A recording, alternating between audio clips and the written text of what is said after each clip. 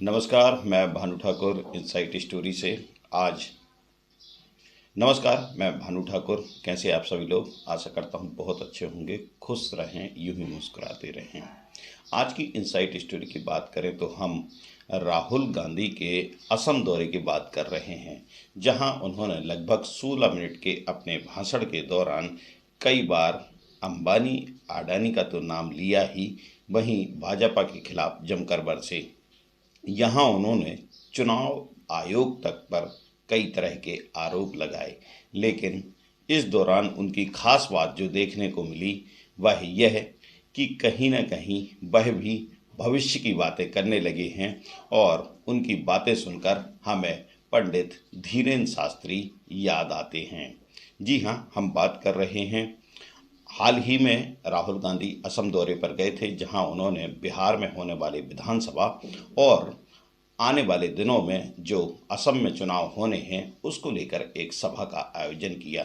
यहां उन्होंने महाराष्ट्र के चुनाव का उदाहरण देते हुए कहा कि महाराष्ट्र में जो बीते समय चुनाव हुए हैं उसमें लोकसभा चुनाव में जहां कांग्रेस और उनके गठजोड़ को जो समर्थन जनता ने दिया था उसके कारण वहां पर काफ़ी सीट उनके गठबंधन की आईं, लेकिन विधानसभा चुनाव के दौरान लगभग 1 करोड़ वोटर सिर्फ 4 महीने में ही बढ़ाते हुए यहाँ विधानसभा चुनाव में पूरी तरीके से कांग्रेस और उनके समर्थन वाले दलों का सफाया हो गया।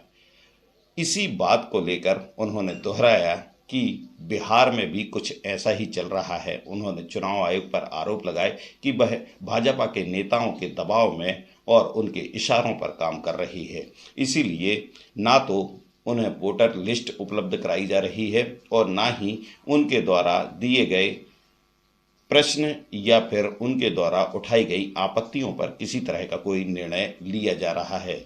राहुल गांधी ने यहां आशंका जताई कि हो सकता है कि बिहार चुनाव में भी कुछ इसी तरह की बातें सामने आए, इसलिए कांग्रेस से जुड़े हुए सभी नेताओं को जागरूक रहते हुए ऐसी तमाम तरह की गलतियों पर लगातार नज़र जमाए रखने की बात कही।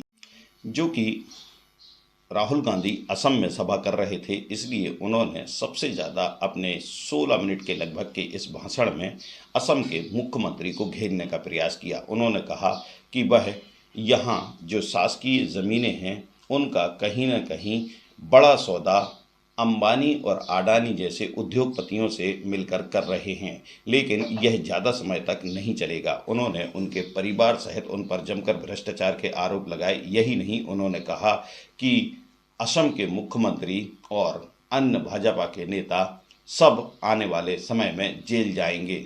उन्होंने कहा कि मैं जो कुछ कहता हूँ बहुत सोच समझ के कहता हूँ और जो कहता हूँ वह होकर रहता है।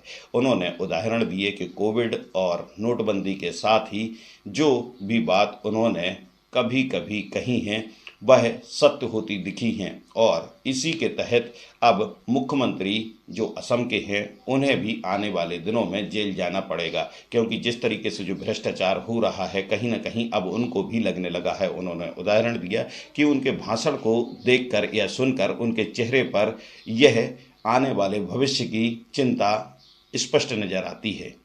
आपके चीफ मिनिस्टर अपने आप को चीफ मिनिस्टर नहीं समझते हैं, असम के राजा समझते हैं। और असम का राजा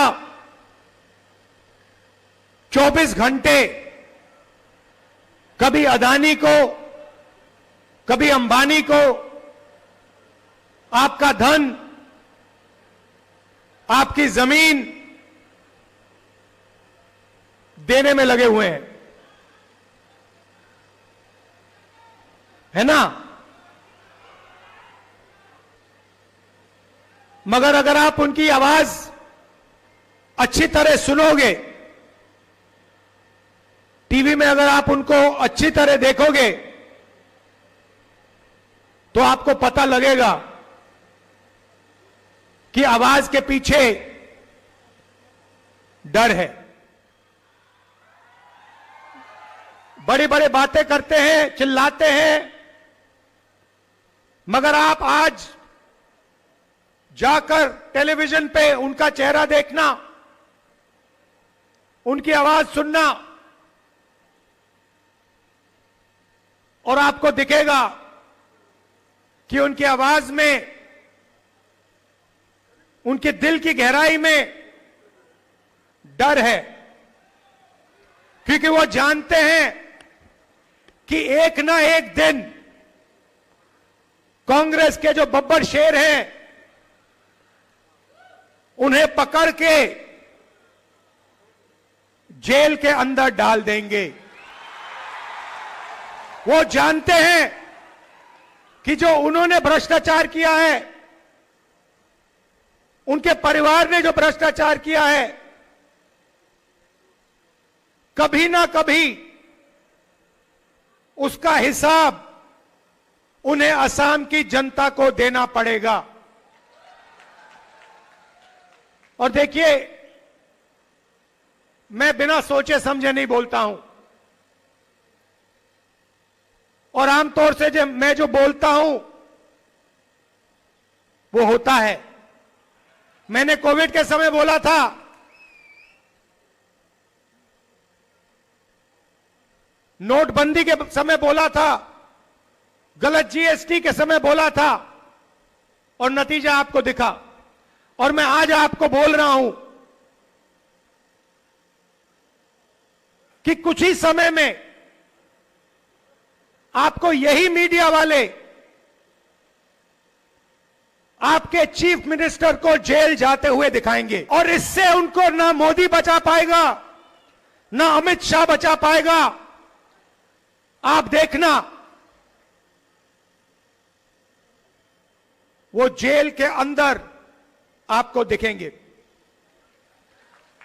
और ये काम कांग्रेस पार्टी नहीं करेगी, ये काम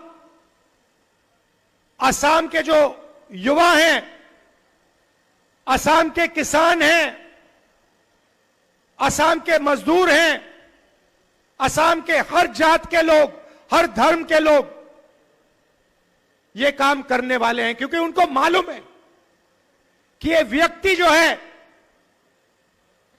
ये एक भ्रष्ट व्यक्ति है। ये 24 घंटा असम की जमीन लेता है, कहीं सोलर पार्क के बहाने, कहीं रिजॉर्ट के बहाने ये असम से 24 घंटा चोरी करता है। ये आप जानते हो। राहुल गांधी ने अपने पूरे भाषण के दौरान लगातार अंबानी, अडानी और देश के प्रधानमंत्री को घेरने का प्रयास किया। आने वाले दिनों में भी, जो कि बिहार चुनाव होने वाला है और उसके बाद असम में चुनाव होने हैं, तो इस तरह की सभाएं और राजनीतिक बयान लगातार सामने आते रहेंगे। इसी तरह की स्टोरी और न्यूज़ के लिए इनसाइट स्टोरी को सब्सक्राइब करें, और यह स्टोरी बेहतर लगी हो तो लाइक करें।